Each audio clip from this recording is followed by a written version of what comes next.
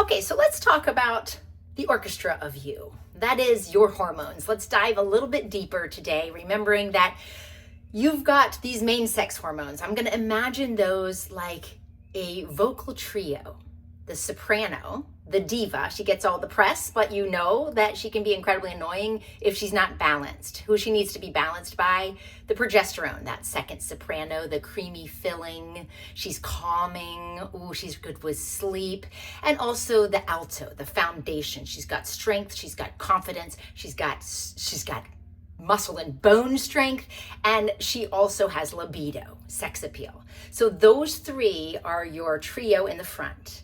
They are operating amidst another beautiful mound of various instruments, and those are your other endocrine hormones. Your insulin, again, what is this? It controls sugar.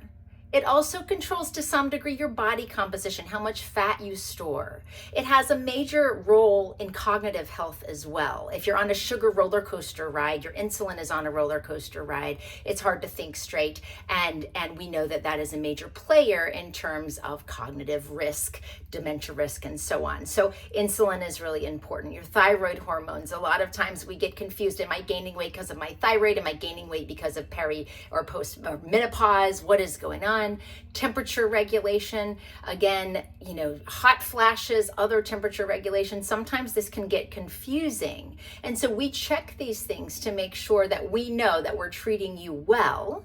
But the levels themselves, whether it be estrogen, whether it be a kind of quasi-normal thyroid, it's not about getting you to a specific level. It's about having these things synergize.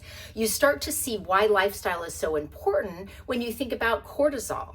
Cortisol is one of your major regulating hormones. Again, if I perceive danger, menopause, right? And then my stress response goes, ooh, we're in danger. This must be bad, right? And if I'm in a stress response, then what do? I decrease energy to those optimizing things, those things that help me sleep and be clear of mind to make good decisions. And I'll be more likely to have brain fog, poor sleep, and erratic sugars under the stress response. So cortisol and stress management are really important. Sleep, also very important. Melatonin is like the referee to the sleep game. She calls the game, but she doesn't participate.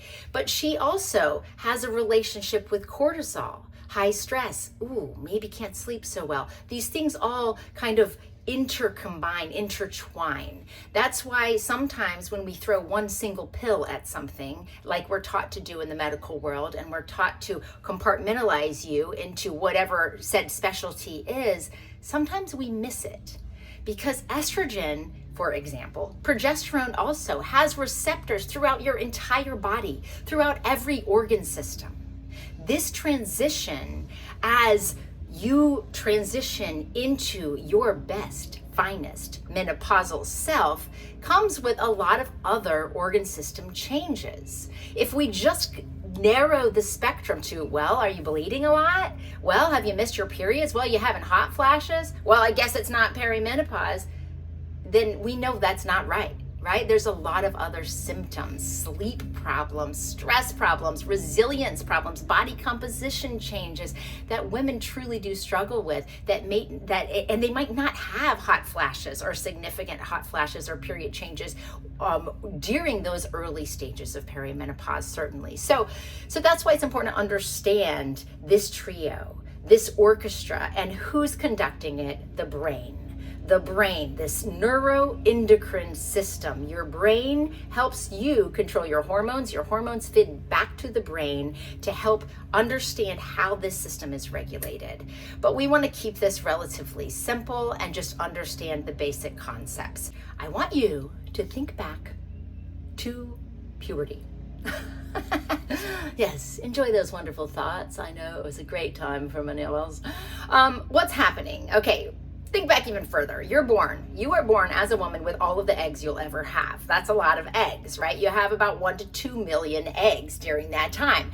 And then by puberty, you've lost a lot of those eggs, thank God, because you don't need that many eggs. And so that's a natural process. You might have 300 to 400,000 by the time you see your first menstrual cycle. Each cycle, despite the fact that usually only one, maybe two, in the case of twins, or maybe three in the case of triplets, but usually one egg is ovulated every cycle. But in that process of deciding who is the dominant follicle that will be ovulated, most women are losing about 1,000 eggs in that process. So as we get to those final remaining eggs, right, we're down to, say, by the age of as we get into our third and fourth decades, we're down to just a small percentage of those initial million eggs that we initially were born with. So as we get into that, we see chaos, because our brain is like, oh, I gotta have to work a whole lot harder to push all these final eggs out. So you start to see this transition of chaos, whereas before it was pretty regular. Okay, so in the regular phases, or certainly in early perimenopause, you have this cycle, which for most women is relatively regular, about once a month. Doesn't have to be every 28 days. It certainly might be 30 days. It could be even 26 days, whatever.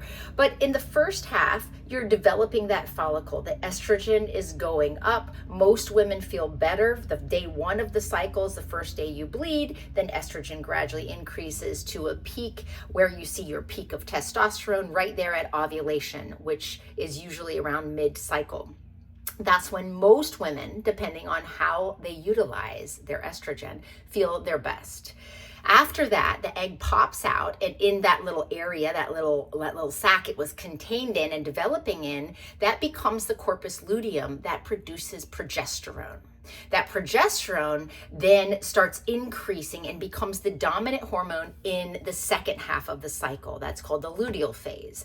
That's where some women might feel a little bit more struggle, particularly as you lead up into that last week before the period, where your progesterone is getting more dominant, and then you might have a little bit more fluid retention, maybe some cramping, maybe some more inflammation as your uterus is getting ready to start contracting and shed that blood. So that's kind of the process that's going on.